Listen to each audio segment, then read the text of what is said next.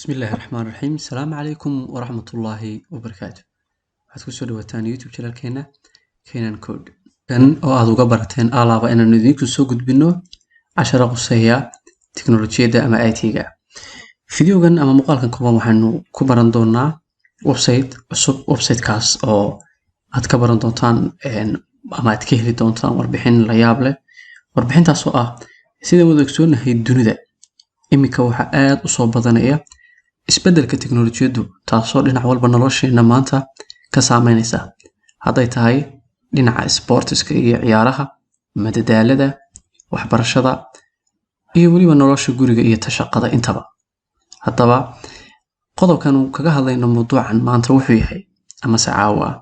iyo waqti kasta ay ku tahay adigaagan daawanaya in ay jiraan qalab la yiraahdo robots kuwaas oo computer system ah kuwaas oo shaqayn kara ama qaban kara hawlaha iyo shaqooyinka ay qabtaan mid la mid ah bini'aadamku sidaa darteed waxaan website-kan ku kala ogaan doonaa in robotskan soo kordhay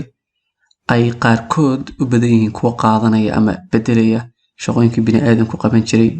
ama dadka caadiga ah sidaa darteed website-kan waxaan ku ogaan doonaa shaqooyinka aynu qabanno intee in la eg ama shaqooyinka noocee ayay intaynu qabanna ay la wareegi karaan ama ay qaadan karaan robotsku tusaalahaan website-ka aadka u weyn ama shirkadda aadka u weyn ee Amazon ayaa inta badan waxaa la ogyahay in halka beddelka markii hore alaabta ay rari jireen ama ay xamaalka ka ahaayeen bini'aadamku hadda ay ku raseeyo alaabta ama shirkadda warehouse-keeda iyo meesha alaabta lagu kaydiyaaba shirkadda Amazon ay tahay kuwa ay kaydiyaan robots kuwaasoo aan wax cudur daara lahayn wax xanuuna aan sheeganayn iyo maqnaansho toos shaqadooda u qabsanaya kuwaasoo aan cidna aysan caawinin marka laga reebo dadka cilad saaraya marka ay cilad ku timaado maadaama waxaan system computer ay yihiin u baahan in marka ayaga troubleshooting iyo fixing lagu sameeyo waxay leeyihiin kuwaasoo kale qalabkaas oo kale camera dhammaantood iyagaasi automatically u hagaya shaqooyinka ismana ay jiirayaan oo cameradaas iyo sensor ku xiran ayaa ka ilaalinaya isku dhacaan sidoo kale waxay leeyihiin chargers iyo battery la dabaynayo oo marka ay shaqadooda gutaan iyaga laftirkooda shaqada marka ay joojiyaanna charger ku filan la siin karo si ay ugu shaqeeyaan sidaa darteed website-kan waxaan ku ogaan doonaa shaqooyinka intee in la eg ayay la wareegayaan website-dadan ama robotskan waxa la yiraahdo marka waxa la yiraahdaa website-ka will robots take my job ma qaadanaya robotku shaqadayda oo ma la wareegaya macne marka shaqada aad qabatid ayaad gelin doontaa sidaa darteed waxa lagu sheegayaa percentage-ka ay suurtagalnimada tahay in robotku shaqada aad qabatid mustaqbalka la wareegi doono sidaa darteed waxaan ku shaqeynaa qoraalka ah will robots baynu qoraynaa take my job will robots take my job andahna inta ayaad leedahay marka inta markaad qorto marka linkigan u horeeya ayaa waxa ku qoran will robots take my job isaga marka aynu click siino hadhiyo doona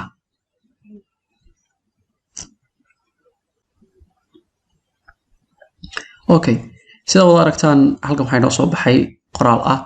enter your job oo inta waxaad gelisaa your job shaqadaada marka shaqada aad qabatid ayaad gelin doontaa marka waxaad eegaysaa inta percentage-ka ama boqolkiiba intee ayaa shaqada aad hadda qabatid mustaqbalka robotku uu la wareegi doonaa tusaale ahaan waxaan gelinayaa taxi driver oo kale marka waa wadaha baabuurta taxiga la yiraahdo Soomaaliya kale dhaweeyo iyo waxyaabo noocaas ka jira caalamka laakiin taxi caadi waa helaysan okay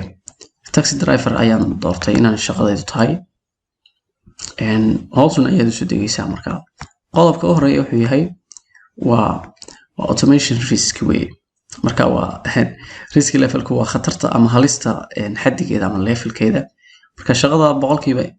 86 boqolkiiba waxa la wareegi doonaa robotska tusaale hadda idinka siiyo sababta ay robotska taxiga u la wareegi karaan waxay tahay in dunida maanta ay jiraan baabuuro iyagu iskaxeeya oo hadday tahay xitaa traffic jamka iyo waxyaabaha laftirkooda avoiding ku samayn kara ama ka hortagi kara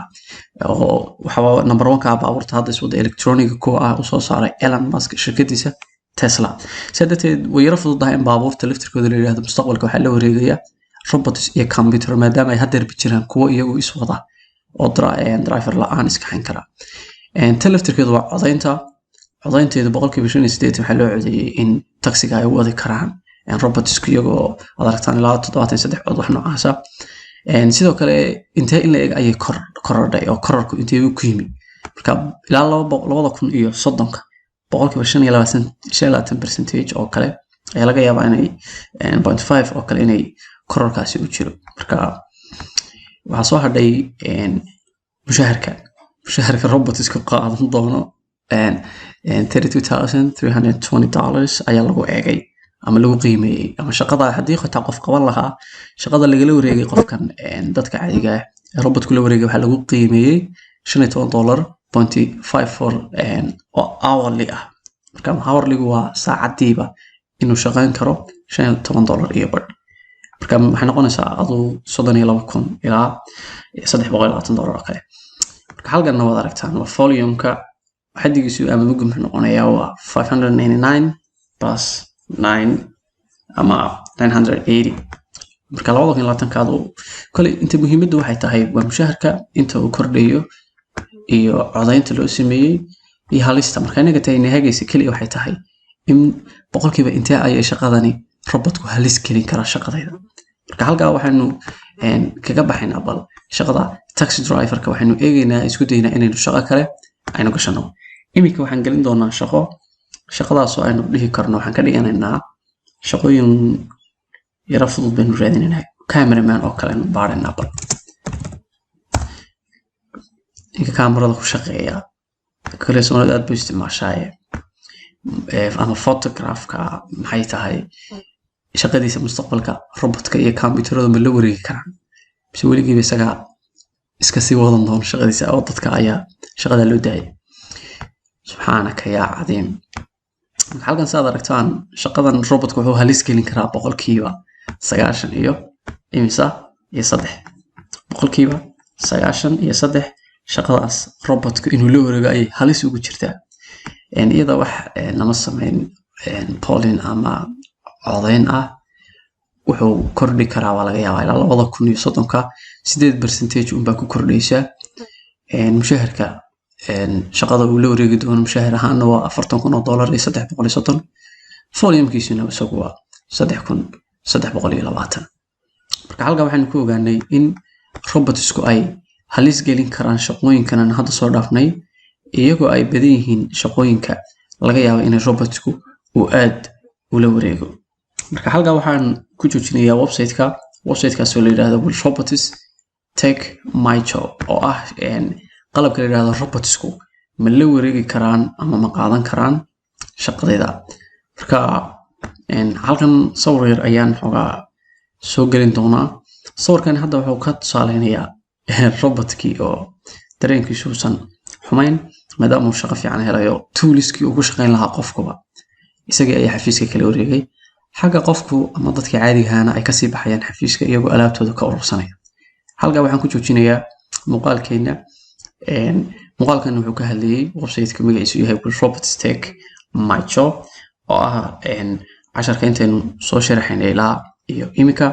muuqaalkan haddaad ka heshay like subscribe saar channelkeena oo la wadaaga asxaabtaada muuqaalka xiga intaan iskaga iman doono waxaan idinkaga tegayaa asalaamu calaykum waraxmatullaahi tacaala wabarakaatuh